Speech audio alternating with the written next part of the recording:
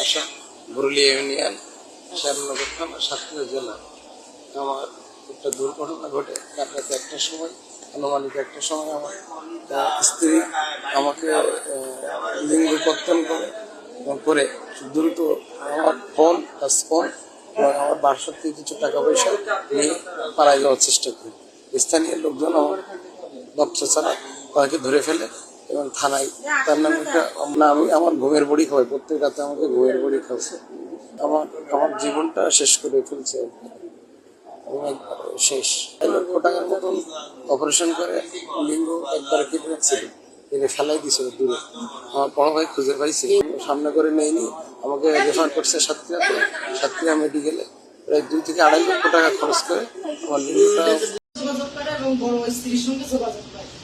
আমার খাওয়া পড়ায় কষ্ট, শ্যাম্পু দেয় না, তেল দেয় না, একদম শারীরিক ভাবে নির্যাতন। আর বাপের বাড়ির থেকে টাকা নিয়ে, অর্থ নিয়ে, এই কর সেই কর, কাজ করেও টাকা দিতে হবে। বাইরে কাজ করবো তাও আবার করতে দেবে না, আবার এদিকে টাকার চাপ দেবে। আমি বলছি তুমি তো আমার দেখে নিছো, আমার গরিব মানুষ, আমার বাবা মা কোথার থেকে দেবে? আমার মাকে নিয়ে কাজ করে, আমার বাবা তো মারা গেছে, আমার দেওয়ার কোনো অ্যাবিলিটি নেই। আমার গায়ে গরম পানি পর্যন্ত করে আমার গায়ে ঢেলে দিচ্ছে, নির্যাতন। আমি থানায় এসে মানে একটা অভিযোগ দেবো ভাবছে, আমার আইডি কার্ড, পাসপোর্ট সব ছেড়ে রেখেছে, কোথাও যেতে দেয় না।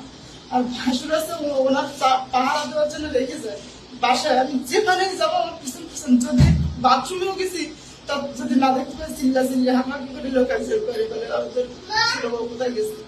তারপরে এই নিয়ে অনেকবার গ্রামের মানুষ বসাবসি বিচার সালিশ পর্যন্ত করেছে যে তোদের বোনাবনি না হয়, তার একটা বাচ্চা যেভাবে আপোষ মীমাংস করে দিলে হয় দিয়ে দে। সে তো অসহায়, সে এই পর্যন্ত তোর সংসারে যা কিছু করেছে এরকম কোনো মহিলারা আমি শেষ করিনি। তারপরেও বলে আমি ছাড়বো না, আবার এদিকে আমার ভালোভাবে রাখতেও না। এইভাবে আমি নির্যাতন মাস মানে সহ্য না করতে পেরে কালকে আমি এই কাজ করেছি। নির্যাতন বলতে খাওয়ার কষ্ট, পড়ার কষ্ট, মাখার কষ্ট। মানে একটা বউ যে কিভাবে ভরণ পোষণ দিয়ে রাখতে হয় তা করে না। ওর বিলাসিতাটাই ও বোঝে, আর ওর চাল চলন দিয়েই ও কিছুই করে না। বাড়ি আমি যা হাঁস মুরগি গরু ছাগল পালিয়েছি ওই নিয়ে বিচারেনা করে, আর বাড়ি ওই আম বিক্রি করে, সবেদা বিক্রি করে, এই নিয়ে বিলাসিতা করে করে জমি বিক্রি করে। আর যখনই ওইসব ফুরে যায় তখন বড় চাপ দেয় বাবার বাড়ির থেকে টাকা নিয়ে। আমার কাছে আজ পর্যন্ত 50,000 টাকা নিয়েছে অলরেডি।